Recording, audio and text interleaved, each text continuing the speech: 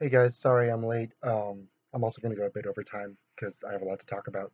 But all right, let's just jump into it. The reason why I chose romance movies is because I didn't want you guys to think that I was being pretentious, just because I didn't talk about a certain type of movie. And so the reasons why I chose these movies is because I don't watch a whole lot of romance movies, so I don't see like these modern classics like The Notebook. I still haven't seen it. A Walk to Remember, still haven't seen it. Serendipity, still haven't seen it. But anyway. Um, these movies aren't typically like everyone's first pick for what's the best romance movie. I just wanted to pick the movies that really resonated with me. And so yeah, here we go. Number 10 is Scott Pilgrim versus the World. Uh, we're all fans of this movie. It's totally underrated. I don't know why. Edgar Wright's style is incredible, and it really does a good job of showing how how realizing the values of love and friendship, not just focusing on love and friendship, but realizing but how realizing their value leads to a personal maturity. And he does that with video games and anime, so it's great. Bright Star. Bright Star is about, okay, so you know John Keats, right? John Keats is one of the most romantic poets ever to walk the earth, and the movie follows the woman who inspired all of his poetry, and it's a beauty, and it describes the movie describes the beauty of a tragedy, and it's better than any Nicholas Sparks movie, I guarantee it. Perfectly acted, especially by Abby Cornish. Holy crap. Number 8, Tangled. Jaw-dropping special effects. I thought it was better than Avatar. Um, I thought it was Disney's comeback post Princess and the Frog, which was not that bad, but not very good either. Rapunzel and Flynn really resonate with me as characters because they're both very pretty and badass. Number 7, Drive.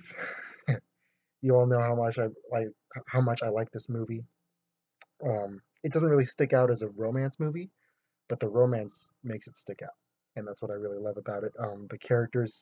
The romance propels the driver's choices and the sacrifices he makes, and so the romance of the movie elevates my love for it.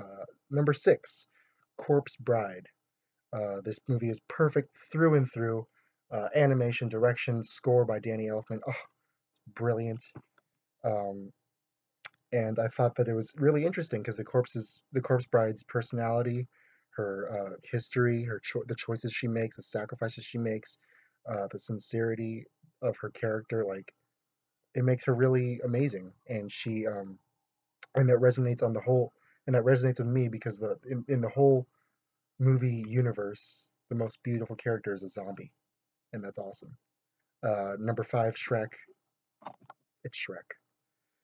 Number 4, Crouching Tiger, Hidden Dragon. Now, this is not a very conventional choice because people see it as a martial arts movie, but the reason why it won a Best Foreign Language Film is because it transcends the martial arts genre and it becomes a movie about a really intense thinking piece on romance and love, while still having really good cinematography, really amazing fight scenes, and yeah. Number 3, I'm going through this really quick. Number 3 is Wally. Love literally takes him out of this world and allows him to save it. Pretty awesome. Love Wally. Super cute movie. Number 2 is you guys know how much I love this movie. I talk about it all the time. Silver Linings Playbook. Holy crap. Holy crap. Jennifer Lawrence and Bradley Cooper and Robert De Niro are absolutely perfect. It gets better every time I see it, not just because it's about the romance, but it also shows people who are damaged, reflections of us, their their broken versions of who they want to be, and they reach healing and redemption, and it's all because of love, either through family or through uh, falling in love. Uh, Before I mention my number one pick, I'm going to go to my honorable mentions. Honorable mention number 1 is Enchanted. I love when Disney makes fun of itself, and it's super cute, and Amy Adams is amazing. Once is an awesome romance hipster movie. Before hipster movies were cool about being hipster movies. Yeah.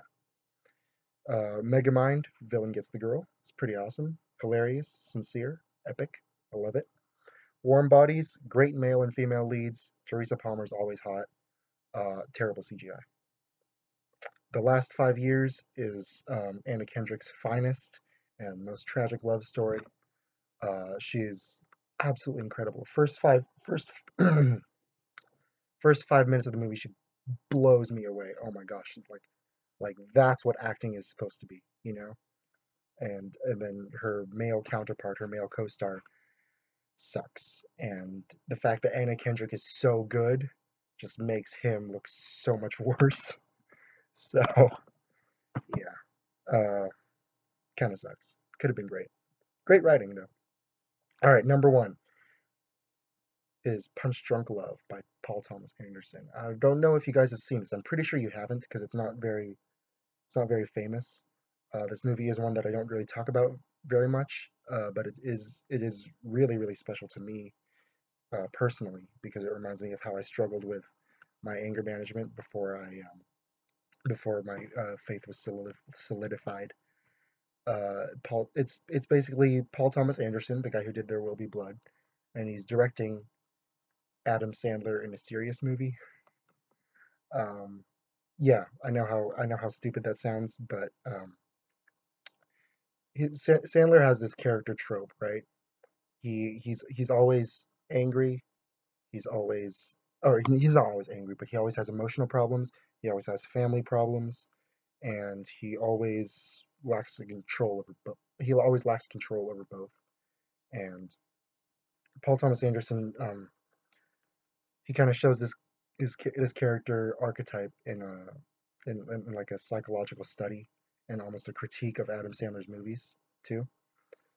Um, he's Adam Sandler's character is Barry, and he's this broken and isolated guy who has little to no hope about this system that because he's stuck in this system that just chews him up and spits him out, and he's a victim of abuse, and then he meets this woman, and it just comes upon him like a car crash. It's just out of the blue completely, and it everything goes cray cray, and it's pretty amazing. It's a little weird. It's not like your typical movie. It's not like your typical romance movie. And it's not like your typical movie at all. Um, but the unique style of the movie elevates it because it's trying to examine what love means through expressionism. Um, and because I think Anderson understands, because he's a genius, he understands that love is not something that you can just pin down to a single point or a single like touching line that jerks your tears out. And it's yeah, I won't say anything more. I won't say how he does that for fear of spoiling it. But I really hope you guys watch this movie. You definitely have the time for it. It's like less than an hour and a half. So 2 episodes of American Horror Story, probably. Uh, um, it's very, very heavy audio and visual symbolism, and I would really like for you guys to see that. Thanks for watching. Thanks for bearing with me. I'm way over time. Holy crap. Uh, love you guys. Bye.